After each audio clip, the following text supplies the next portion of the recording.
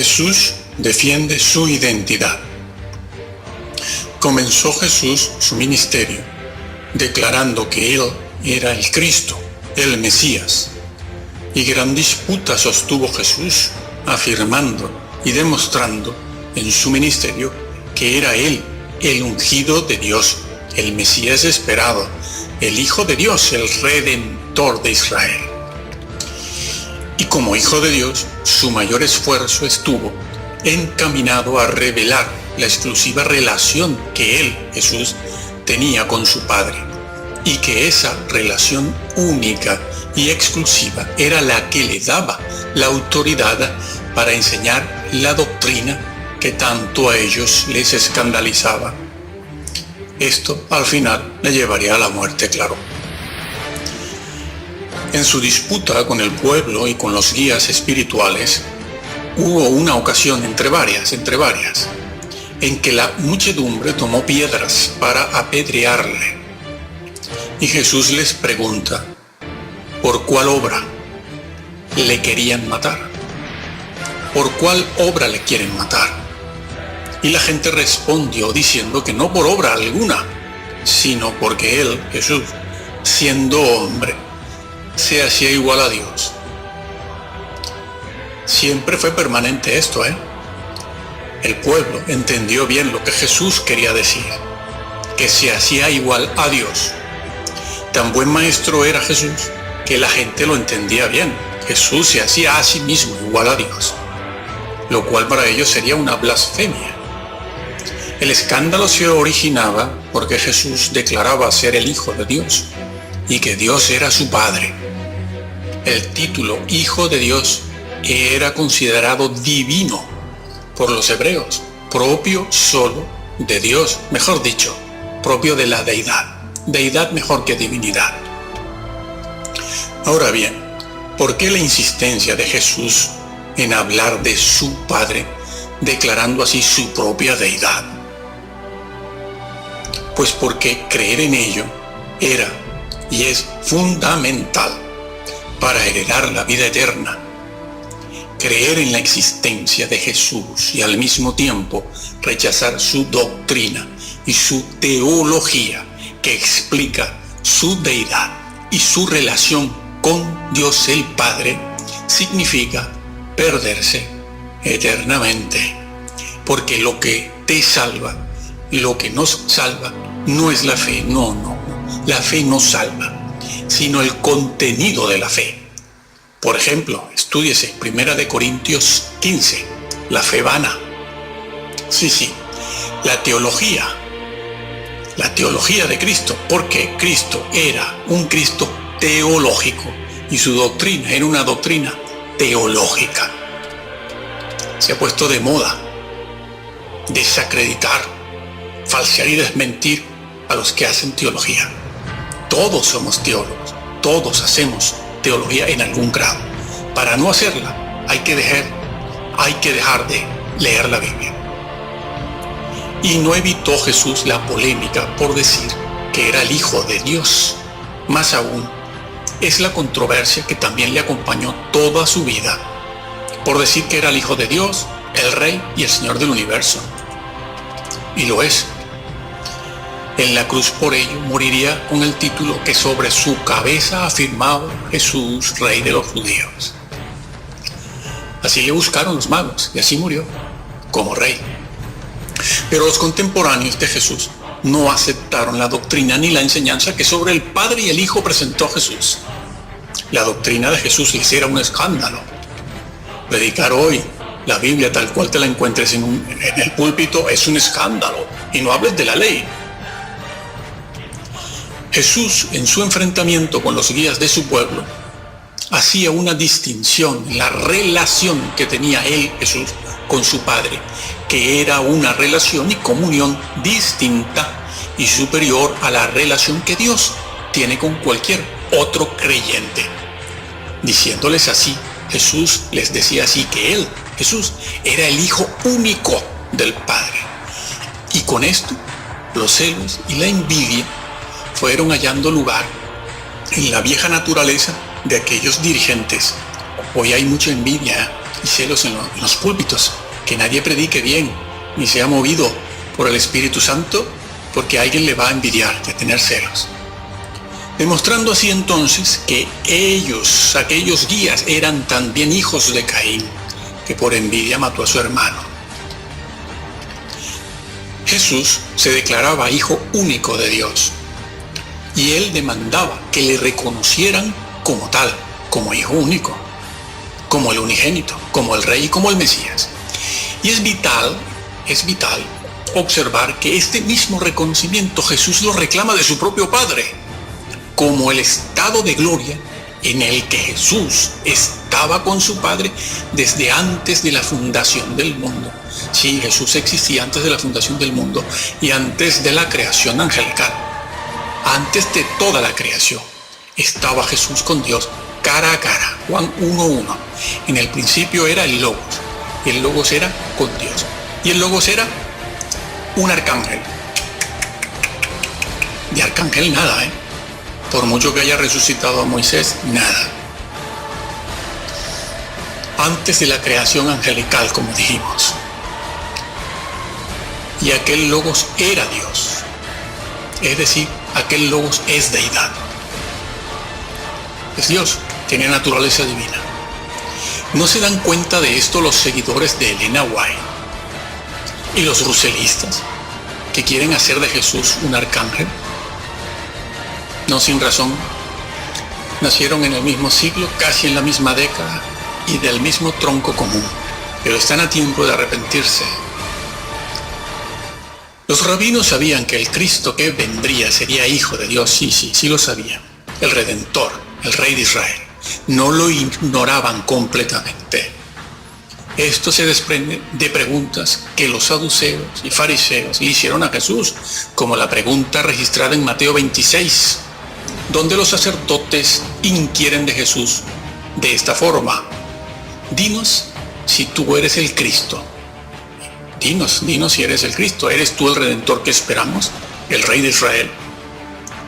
También debió molestar muchísimo a los líderes religiosos que Jesús pusiera el énfasis de su predicación en su exclusiva relación con su Padre, cuando usaba afirmaciones simples, afirmaciones simples no. Cuando usaba expresiones teológicas, doctrinales, como el Padre está en mí. ¿Qué significa eso? ¿Te lo han enseñado? El Padre está en mí, decía él. Lo que oí del Padre, lo que vi del Padre. El Padre me envió, yo le conozco, y vosotros no le conocéis.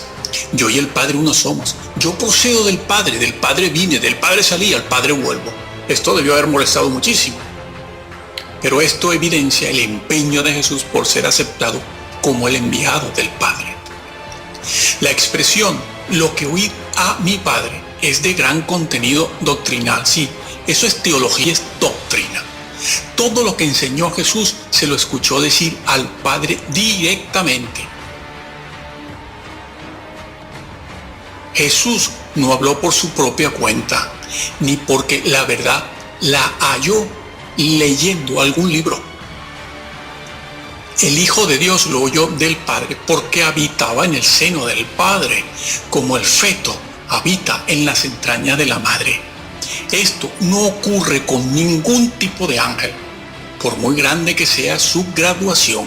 Los ángeles no moran en el seno del Padre, ninguno de ellos, porque ellos no están allí. Solo el Hijo de Dios habita en el seno del Padre. Juan 1:18. Atención a esto.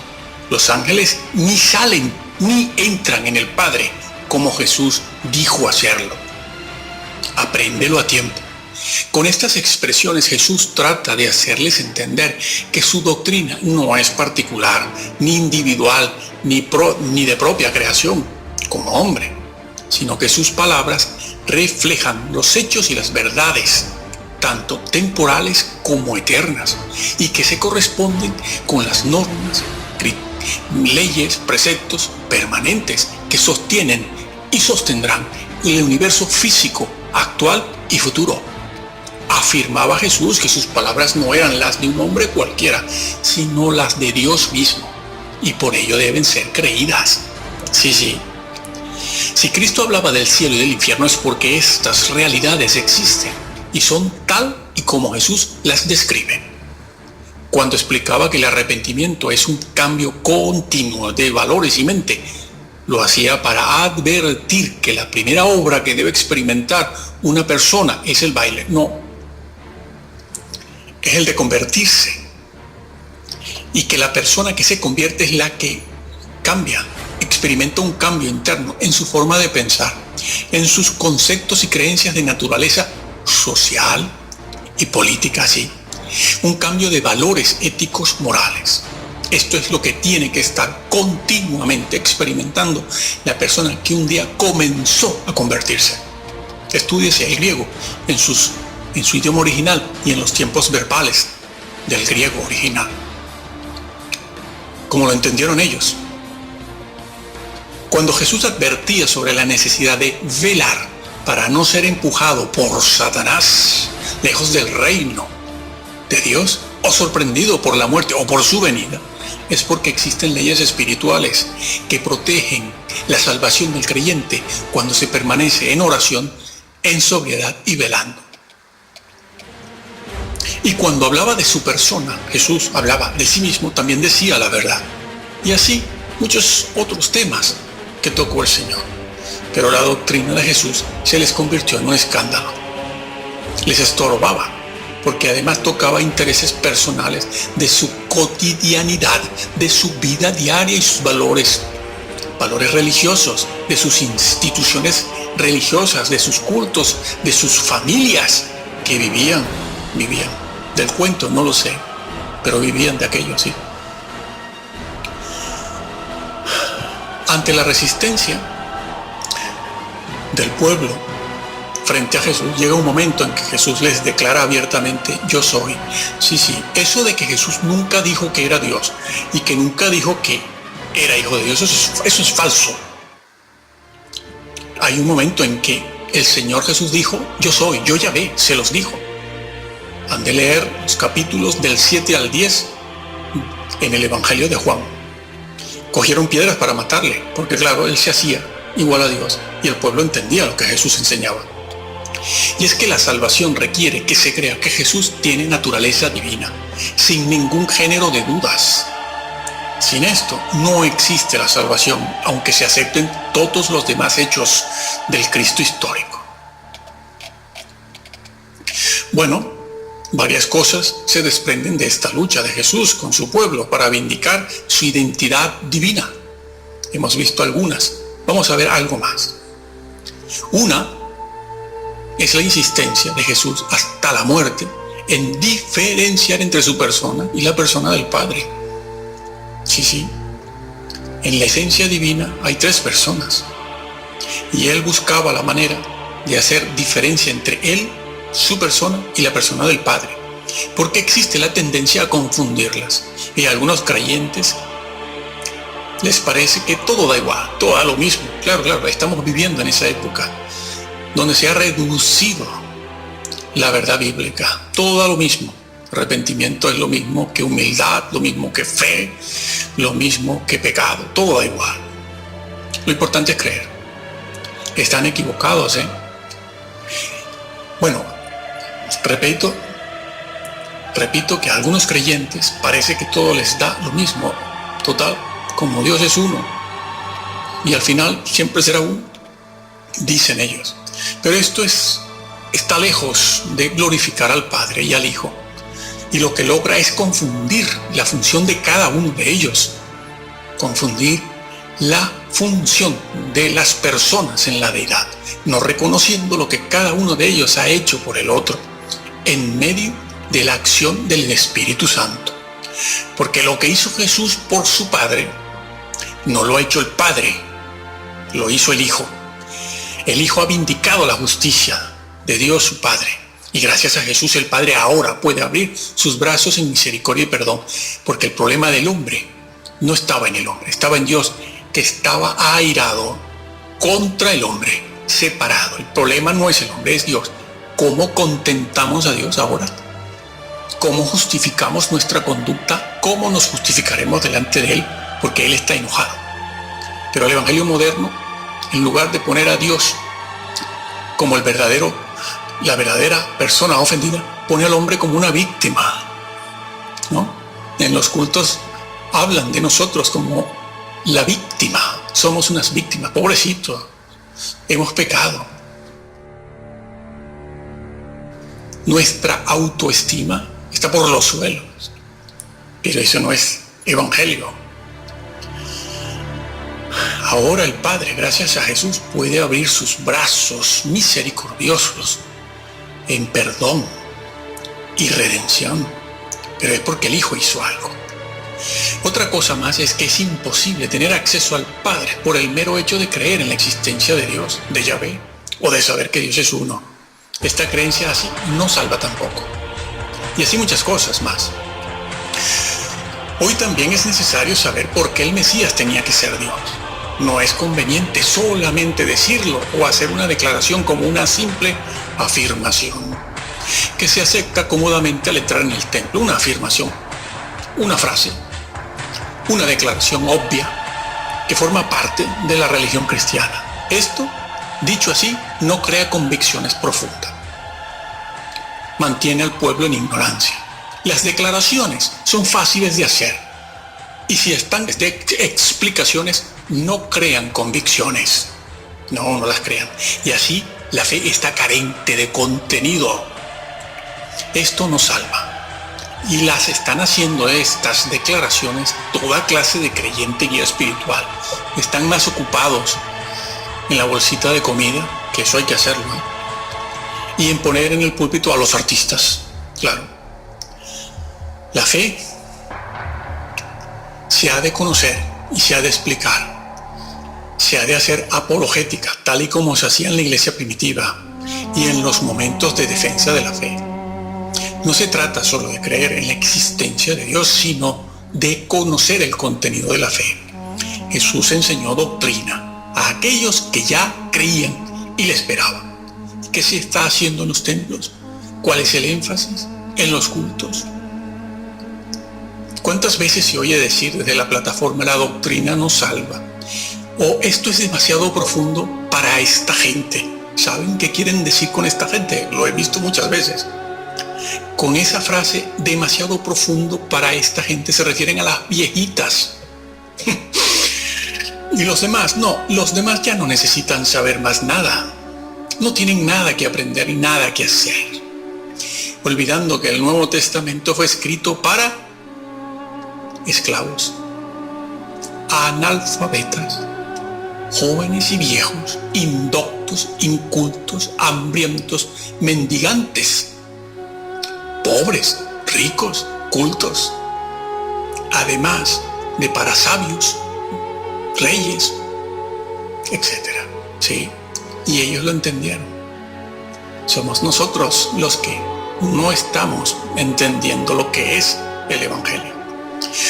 Muchos de ellos lo entendieron hasta dejarlo todo por el Señor. Cuántos celos inadvertidos también se pasean en medio del pueblo de Dios, que no hacen otra cosa que silenciar la verdad, amordazan a Dios, están enviando al infierno a las personas con su nepotismo eclesial, nepotismo eclesiofamiliar, intereses ocultos, inconscientes, actúan en la naturaleza humana sin darse cuenta. Estimado hermano, lee otra vez, mira, lee la Biblia tal y como te la encuentras. No, cuando llegues a una parte difícil como aquella de Apocalipsis donde dice el Señor dice, borraré o no borraré su nombre de la lista del libro de la vida, no te lo saltes, como yo he visto que hacen los modernos predicadores que van de púlpito en púlpito, no tienen iglesia, pero van por todas al mismo tiempo predicando, y al llegar a este versículo dicen, bueno, eso no quiere decir nada. Serán juzgados por haberse erigido como maestros sin serlo. Como dice el apóstol en la Biblia, dice, no os hagáis maestros muchos de vosotros, sabiendo que recibiréis premio. No, recibiréis mayor condenación. Y como decía antes, al llegar a este versículo, dicen, bueno, eso no tiene nada que ver, sigue para adelante, tira para adelante. pandereta y circo se verán en el infierno. Lo siento de verdad. Tú lee la Biblia tal y como te la encuentras. Y cuando llegues a un versículo así, no lo pases hasta que tu investigación, el Espíritu Santo, la iluminación te diga qué quiso decir el Señor con eso. Te llevarás una sorpresa si lo haces. Ora, escudriña. En tu iglesia, ve a tu iglesia, escucha a tu pastor. Ayúdalo. Haz todo lo posible por ayudar también al hermano que está a tu lado. Anímalos a ellos a conocer a Jesús, no a creer, a conocer.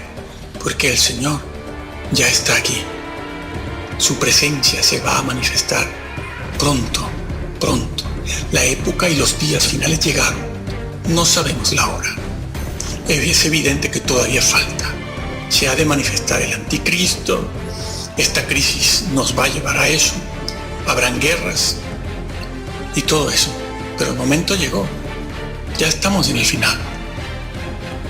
Si nosotros no llegamos a vivir esos momentos, esos instantes finales, pues partiremos a la presencia del Señor, que es lo mismo. Nos van a juzgar igual.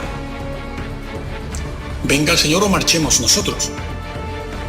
Así que velemos, oremos, sobre todo respetemos al Señor, porque Él está enojado porque no se le respeta en su casa.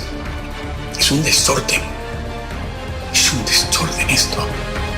Que el Señor te bendiga.